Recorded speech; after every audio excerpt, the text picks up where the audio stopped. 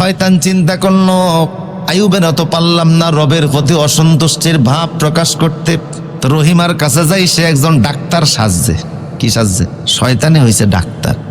ডাক্তারের ব্যাগ নিয়ে রহিমার কাছে গিয়ে বলে, রহিমা আমি একজন ডাক্তার, আমি জানি তোমার স্বামী অসুস্থ, চিকিৎসা করাতে পারো না, চিকিৎসা করানোর জন্য টাকা পয়সাও নাই, আমিও এমন ডাক্তার, আমি চিকিৎসা করে দিব, বিনিময় কোনো টাকা পয়সাও আমাকে দেওয়া লাগবে না, তোমারও টাকা নাই আমিও টাকা চাই না, কিন্তু আমি চিকিৎসা করলে তোমার স্বামী সুস্থ হতে পারে, সুস্থ যদি হয়েই যায় তোমার স্বামী সুস্থ হতে পারে, তোমার স্বামী চিকিৎসা করব, চিকিৎসা করলে অন্তত টাকা ফি পয়সা কিছু দেওয়া লাগবে না, অন্তত কৃতজ্ঞতা হিসাবে এই কথাটা তো বলতে পারো আমি একজন ভালো ডাক্তার, আমার চিকিৎসায় তোমার স্বামী সুস্থ হয়েছে।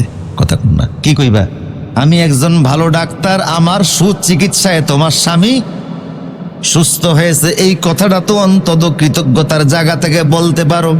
বিবি রহিমা ভাবলেন এটা আবার তেমন কি কথা, একটা লোকের চিকিৎসায় যদি আমার স্বামী সুস্থ হয় তা সেই কথাটা বলতে দোষ কি? ডাক্তার সাহেব বলল এই কথাটা বললে আমার উপকার হবে, আমি আরো 2-4 জন রুগী পাবো, তোমার এই পাবলিসিটির কারণে আমি 2-4 জন রুগী পাবো, এতে আমার সারবে, আমার রোগের আর ঔষধের তোমার কোনো টাকা পয়সা দিতে হবে না।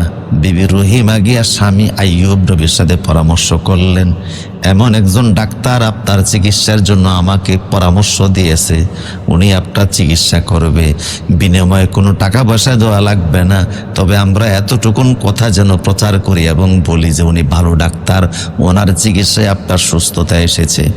নবী তো নবী শুনে বললেন মানুষের চিকিৎসায় কোনোদিন কোনো রোগী সুস্থ হতে পারে না, কোনো ডাক্তার কোনো রোগীর সুস্থ করতে পারে না আল্লাহর হুকুম ছাড়া।